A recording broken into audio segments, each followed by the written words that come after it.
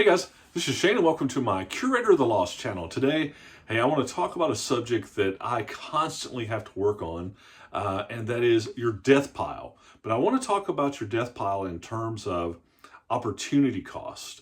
And if you're not familiar with what a death pile is or what opportunity cost is, we'll dig into that.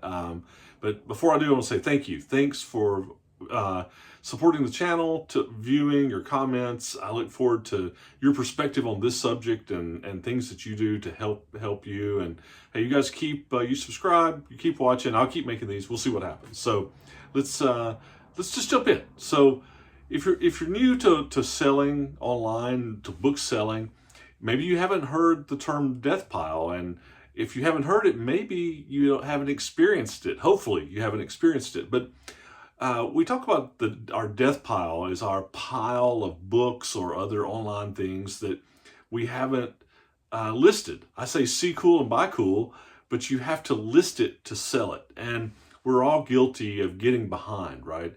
We source, and then for whatever reason, we don't list everything at once, or the pile can get overwhelming. And sometimes that's self-defeating, right? And sourcing can be the fun part, and listing is where the work starts for most people. There are some people that love to list, but most people love the sourcing. But then when you start listing it, that's where the work, that's where the rubber meets the road. And sometimes you can get, I know what happens to me, is I can get maybe a big score from a sale, estate sale, or a library book sale, and maybe one of those you get 50 or 100. I had one, probably about a year ago. I had 175 books from one sale, and it takes a while to dig out from under that, right? So that's sometimes how your death pile can start, but sometimes it's just, quite honestly, it's a little tough love here, is you're just being lazy, and maybe for some reason, and we're going to unpack that a little bit later, right? But there can be real reasons, and then there can be reasons that it's just inertia and being lazy and not just grinding through the stuff that's not as fun for you, right? And it's important, if that's what causes you to not list, you need to understand that. And because if you don't unpack that and understand it about yourself, how are you going to fix it, right? So that's death pile. Opportunity cost, it's an economic term, it's used in economics, but it's quite simply what you have to give up to do something else, right? There's all kinds of examples. Some of them, you Google this and you'll see some examples, some good, some bad. But let's just say, for example, that I make $10 an hour and I need to get my yard mowed, and it's going to take me, 4 or 5 hours to mow my yard, edge it, all this kind of stuff, and I could pay somebody $100 to do it, or I could work, the 10 hours at $10 an hour. So if I decide to do it myself and I'm going to work and make the money, then the thing that I'm giving up is my free time, right? And I'm weighing that the opportunity cost is giving up my free time, and I'm weighing that against paying it. Sometimes you just don't have the money to pay something, so you've got to do that work and pay it yourself. I always said you can get an education, you get a job making X dollars, so that when your car breaks, you can pay a mechanic X plus Y, right? It always works out that way. But there's on the opportunity cost in context of your death pile is what that death pile really represents. All those books that you're not listing, what they represent. You have bought those books. You have invested income. You invested money in those books. So what you're doing is now that income, until you sell that book, that money is locked. So an opportunity cost that you're having by not listing them and not selling them is both making that money back and making profit that you can, either you're living off of or that you're reinvesting in your business. That's the ultimate opportunity cost that it's doing. You've got locked up capital and locked up profit potential that you're not executing on to like I said, if you're doing this as a side gig or as a living, that is truly is money that you have locked up that you're missing the opportunity to earn to contribute to your livelihood. Even as a side gig, it's that's profit that's locked up, and the initial expense, right? That's the opportunity cost. Another thing that a lot of people don't understand is that if you're space limited, that's locking up space, right? Things that you could be, new. Maybe you're limited on what you can source because you don't have the space to store it, and so that's an opportunity cost, is your space. And then one is just the mentality of it. It can weigh on you, and you can get down on yourself and feel guilty for not doing it. So that's three good examples of the opportunity cost of all those. Is one to obviously the monetary side of it, but space, to free up space for new inventory, and then the mentally it's the stress, and the opportunity cost is you're having to live with the stress of it if it does stress you. Sometimes it doesn't, but it's you're living with that stress, and the opportunity you're missing out on, and the cost is reducing that stress and having a better mentality about what you're doing, right? So those are all opportunity costs that your death pile's costing you. So what can you do about it? Let's think about, okay, this is good philosophy, but actionable items. What can you do to reduce your death pile, to work through it? Okay.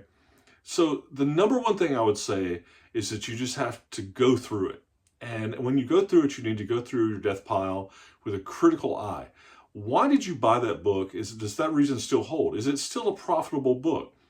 Why haven't you listed it? Is it something difficult about it? Is it not worth your time? Is it not worth the profit? If it's not, get rid of it. If that means donating it back, taking it to Second and Charles and getting what you can out of it, or even if it's just something that's it's just a trashy book for whatever reason, even if you elect that you just got to throw it away, you're get rid of it, redonate it, trade it in, just get rid of it and clear it out. If you make that harsh decision on yourself whether you're going to really list it or not, or whether it's worth your time, right? Because when you list, that's another opportunity cost. You got to go through these, right? So that's your time part of it. If it's not worth your time to list it for the money it's going to make you, or the hassle it's going to take to do it, you need to just get rid of it. That's the number one thing. After you make this first harsh pass and reevaluate why it's even there anyway, hopefully you got rid of some things, right? Then from there, what you need to do, what I recommend, is sort these things. Sort them into common themes or common elements, right? So if a lot of them are hardback histories, have a hardback history. If it's science fiction, put it here. If it's all by one author, put them here.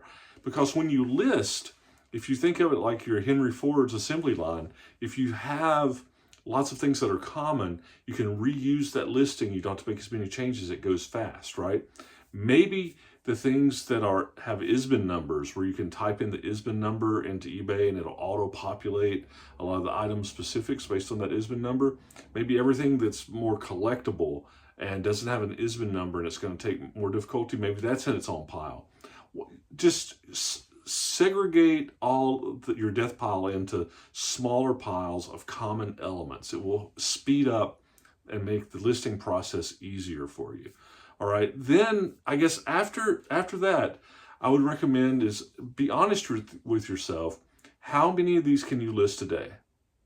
In addition to your regular stuff. Not to say, is that 5? Is it 10? Whatever it is. Just whatever your number is. Let's say it's 5 a day. Take these piles that you've separated now and break them into 5 book units. Put stickies on them. Day 1, day 2, day 3, day 4, and they're in 5 book little sub chunks. That way you don't get overwhelmed with saying I've got to do 100 tomorrow. We work a lot better if we do small chunks at a time, and then that 5 every day adds up to be 35 in a week, 70 in 2 weeks, and you'll work through it. Okay, so that's your actionable items. First, go through them with a real critical eye and ask yourself, why did I buy this? Is it still hold? Is this thing even worth my time? Is it difficult? And do a culling. Then after the culling, separate them into common elements to speed up your, your listing. And then after that, put them into little chunks, whatever. And that's your contract with yourself, okay? That final step when you say, I'm going to do 5 a day or 10 a day. And if you number them 1, 2, 3, 4, you could even put dates on it, February 1st, February 2nd, February 3rd, and they're little, and that way you have some accountability there to that this is what I'm getting done this day. That's how you work through it. That's how you eliminate, minimize the opportunity cost, the things you're missing by letting that death pile sit there, and you're maximizing what you're doing in the first place is selling your books. You found the cool stuff, now you're selling it. So anyway, listen, I have to do this stuff for myself because I get behind, right? I'm busy in my day job. Like I said, maybe sometimes I buy stuff and it's a big chunk of stuff and it's hard to, life happens and, you just get off schedule. And the human condition is that's very easy to do. This is the part of the grind. It's the work part of what you're doing as a bookseller. And often you just have to, grind through it. It's part of the work.